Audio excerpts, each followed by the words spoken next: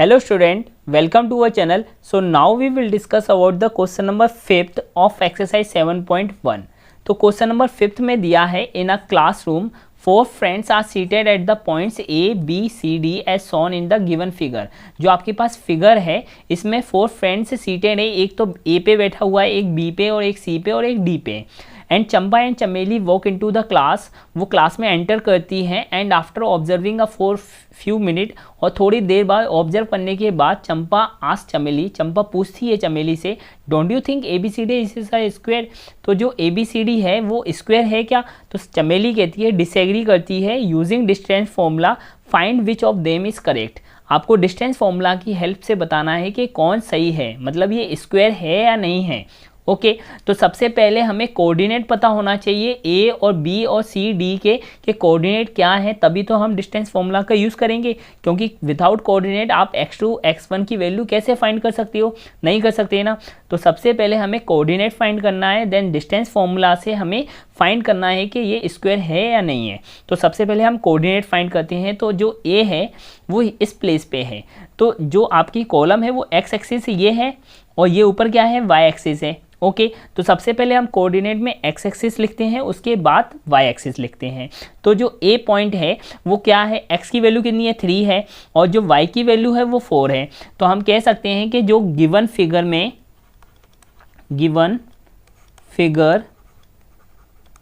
में जो A के कोऑर्डिनेट आए हैं वो आए हैं आपके पास 3,4. क्योंकि सबसे पहले हम x की वैल्यू लिखेंगे, उसी के बाद तो y की वैल्यू लिखेंगे. तो x कितना है 3 और y कितना है आपके पास 4. ओके अब b के कोऑर्डिनेट लिखते हैं, b के कोऑर्डिनेट क्या होंगे. तो b के लिए x की वैल्यू क्या है आपके पास 6 और y की वैल्यू क्या है 7. ओके x की वैल्यू कितनी है 6 और y की वैल्यू कितनी है 7. तो x कितना हो गया आपका 6 और y कितना हो गया 7. तो b के कोऑर्डिनेट फाइंड हो गए. अब करते हैं हम c के कोऑर्डिनेट. अब c कहाँ है आपके पास, ये. तो c में x की वैल्यू कितनी है 9 है और y की वैल्यू है आपके पास 4. ओके तो c के कोऑर्डिनेट आ गया है आपके पास 9,4. ओके अब देन d के कोऑर्डिनेट फाइंड करते हैं. तो d के कोऑर्डिनेट कहाँ है, d कहाँ है, यहाँ पे है. तो d में x की वैल्यू कितनी होगी 6 और y की वैल्यू होगी 1. तो d के कोऑर्डिनेट आ गए आपके पास 6,1. अब हमने फाइंड कर लिए हैं ABCD और फिर हमें ये बताना है कि जो ये ABCD है, मतलब हम इसको ज्वाइन कर लेते हैं. A को B से करा, B को C से करा और C को D से किया और D को A से किया. मतलब ये जो फिगर आया है, जो क्वाड्रिलेटरल बना है, वो आपका स्क्वायर है या नहीं है. तो स्क्वायर की प्रॉपर्टी क्या होती है, 4 साइड इक्वल होना चाहिए और जो डायगोनल्स हैं वो भी इक्वल होना चाहिए. तो सबसे पहले हमें 4 साइड निकालनी है, मतलब 4 की डिस्टेंस निकालनी है. तो सबसे पहले हमें AB निकालना होगा, BC निकालना होगा, CD और DA by the help of distance formula. और उसके बाद हमें क्या निकालना है, BD और AC, ये भी फाइंड करना होगा क्योंकि डायगोनल्स भी उसके इक्वल होते हैं. ओके तो हमें ये 6 पैरामीटर्स फाइंड करने हैं. तो सबसे पहले हम AB फाइंड करेंगे. तो AB फाइंड करने के लिए हमारे पास A और B के कोऑर्डिनेट गिवन हैं. तो AB फाइंड करने के लिए हम फॉर्मूला कौन सा है, डिस्टेंस फॉर्मूला यूज़ करेंगे. x2 माइनस x1 का whole square plus y2 minus y1 का होल स्क्वायर. ओके जो A के कोऑर्डिनेट होंगे वो आपके पास x1 y1 होंगे और B के कोऑर्डिनेट आपके पास x2 y2 होंगे. अब रूट x2 की वैल्यू है 6 माइनस x1 की वैल्यू है 3, उसका स्क्वायर किया, प्लस y2 की वैल्यू है 7 माइनस 4 का स्क्वायर. ओके अब अगर हम 6 माइनस 3 करेंगे तो क्या आएगा आपके पास 3 का होल स्क्वायर प्लस 7 माइनस 3 करेंगे, 7 माइनस 4 करेंगे तो आपके पास 3 आएगा, उसका स्क्वायर करना पड़ेगा. 3 का स्क्वायर होता है आपके पास 9 प्लस 3 का स्क्वायर होता है 9 और 9 प्लस 9 क्या होगा 18. अब 18 के पेयर बनाएंगे तो अगर 18 के फैक्टर्स करेंगे तो 18 2 9 3 3 और 3 1. ओके तो 3 तो बाहर निकलेगा तो हम इसको लिख सकते हैं 3 बाहर निकला और 2 क्या है अंदर रूट में है. तो AB की डिस्टेंस क्या आई है आपके पास 3√2. ओके तो ये क्या है आपके पास AB की डिस्टेंस है. अब हम क्या फाइंड करेंगे BC. ओके तो फिर BC फाइंड करते हैं. BC equal to root, same formula use होगा. तो B के कोऑर्डिनेट x1 y1 हो जाएंगे और C के कोऑर्डिनेट x2 y2 हो जाएंगे. तो हम फॉर्मूला लिखते हैं नहीं, हम डायरेक्ट लिख लेते हैं कि 9 माइनस 6 का होल स्क्वायर प्लस 4 माइनस 7 का होल स्क्वायर. ओके अब 9 माइनस 6 क्या होगा आपके पास 3, तो 3 का स्क्वायर किया, और प्लस 4 माइनस 7 क्या होगा -3 का स्क्वायर। ओके, 3 का स्क्वायर क्या होता है आपके पास 9, प्लस -3 का स्क्वायर करेंगे क्योंकि माइनस की पावर अगर इवन है तो वो प्लस में ही आएगी, तो -3 का स्क्वायर भी 9 ही होगा, तो इसको हम प्लस करेंगे तो 18, और 18 के जो फैक्टर बनाएंगे और बाहर निकलेगा तो 3√2 उसका आंसर होगा। तो BC की वैल्यू भी आई है 3√2। ओके, देन उसके बाद हमें C फाइंड करना है, उसके बाद D फाइंड करना है, CD फाइंड करना है, उसके बाद DA फाइंड करना है। ओके, तो 2 वैल्यू तो आपके पास मिल चुकी है। अब हम नेक्स्ट करते हैं, अब हमें क्या करना है CD फाइंड करना है। तो C और D equal to x2 minus x1 का whole square plus y2 minus y1 का होल स्क्वायर। ओके, अब C के कोऑर्डिनेट x1 y1 होंगे और D के कोऑर्डिनेट क्या होंगे आपके पास x2 y2 होंगे।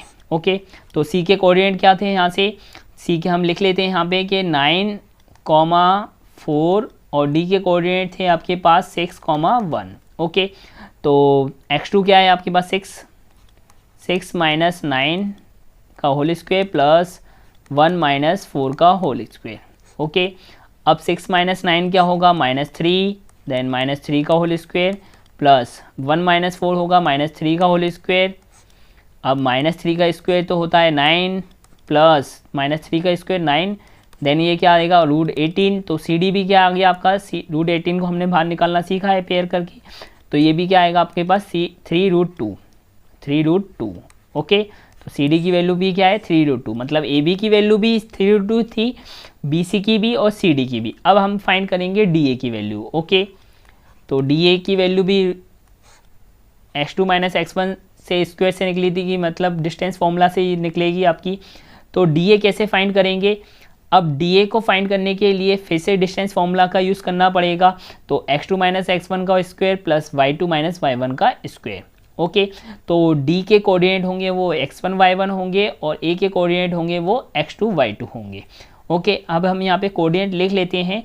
तो A के कोऑर्डिनेट 3, 4 थे और जो B के कोऑर्डिनेट थे वो 6, 7 थे। ओके, अब D के कोऑर्डिनेट और A के कोऑर्डिनेट को कंपेयर करना है इसमें हमें।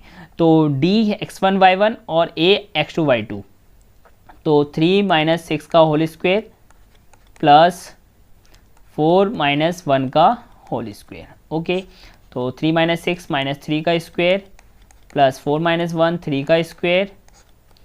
अब ये हो जाएगा आपके पास 9 प्लस 9, ये होगा आपके पास √18 को अगर हम बाहर निकालेंगे तो 3√2, मतलब जो DA की वैल्यू है वो आपके पास कितनी आई है 3√2। ओके, अब हमने क्या देखा यहाँ से, जो AB की वैल्यू थी वो इक्वल थी BC के, और जो BC की वैल्यू थी वो इक्वल थी CA के, और CA की वैल्यू थी वो इक्वल थी DA के, मतलब हमें 4 साइड इक्वल मिल चुकी है।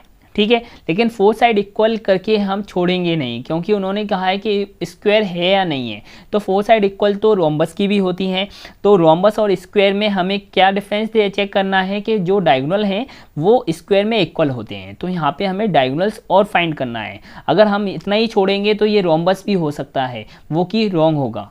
ठीक है, तो इसके लिए हमें डायगोनल्स भी फाइंड करने होंगे। अगर डायगोनल्स इक्वल होते हैं तो हम कह सकते हैं कि वो स्क्वायर होगा। ठीक है, तो डायगोनल्स के लिए हम क्या करेंगे, BD फाइंड करेंगे एंड AC फाइंड करेंगे, AC फाइंड करेंगे एंड BD फाइंड करेंगे। ओके, तो सबसे पहले हम क्या करते हैं AC फाइंड कर लेते हैं। तो AC इक्वल टू हम A के कोऑर्डिनेट और C के कोऑर्डिनेट लेंगे। तो A के कोऑर्डिनेट x1 y1 और C के कोऑर्डिनेट x2 y2। ओके, तो x2 y2 C के कोऑर्डिनेट होंगे तो 9 माइनस 3 का होल स्क्वायर प्लस 4 माइनस 4 का होल स्क्वायर। ओके, तो 9 माइनस 3 क्या होगा आपके पास 6, देन 6 का स्क्वायर, 4 माइनस 4 होंगे आपके पास 0, देन 0 का स्क्वायर, और 6 का स्क्वायर होगा 36, 0 का तो हम प्लस करेंगे तो 36 ही आएगा। तो 36 के अगर हम पेयर करके फैक्टर्स करेंगे तो AC इक्वल टू क्या आएगा आपके पास 6, मतलब AC की वैल्यू जो है वो 6 आई है। अब हम यहाँ से BD की वैल्यू फाइंड करेंगे, then BD equal to x2 minus x1 का square plus y2 minus y1 का स्क्वायर। तो B की वैल्यू x1 y1 और D के कोऑर्डिनेट जो भी होंगे x2 y2। ओके, तो 6 माइनस 6 का होल स्क्वायर प्लस 1 माइनस 7 का होल स्क्वायर। ओके, तो 6 माइनस 6 क्या होंगे आपके पास 0 का होल स्क्वायर प्लस 1 माइनस 7 होंगे आपके पास -6 का होल स्क्वायर। ओके, 0 का स्क्वायर 0 ही होता है, प्लस -36 का स्क्वायर करेंगे तो 36 आएगा। बी डी इक्वल क्या आया √36, then B D equal to क्या हो जाएगा आपके पास 6। ओके, मतलब यहाँ से क्या पता चला कि जो फोर साइड हैं वो भी इक्वल हैं और जो डायगोनल्स हैं वो भी इक्वल हैं। तो हम कह सकते हैं कि बी डी इक्वल है आपका ए सी के। ओके, अब डायगोनल्स भी इक्वल हैं आपके और जो साइड हैं वो भी इक्वल हैं, तो हम कह सकते हैं कि जो उन्होंने फिगर दिया था, जो उन्होंने ए बी सी डी बोला था कि जो A B C D quadrilateral है वो क्या होगा, स्क्वायर होगा। तो हम यहाँ से लिख सकते हैं thus the given ABCD is a square. Okay, and hence Champa is right, क्योंकि चंपा ने बोला था कि ये स्क्वायर है, तो चंपा इज राइट। ये इसका क्या हो जाएगा आंसर।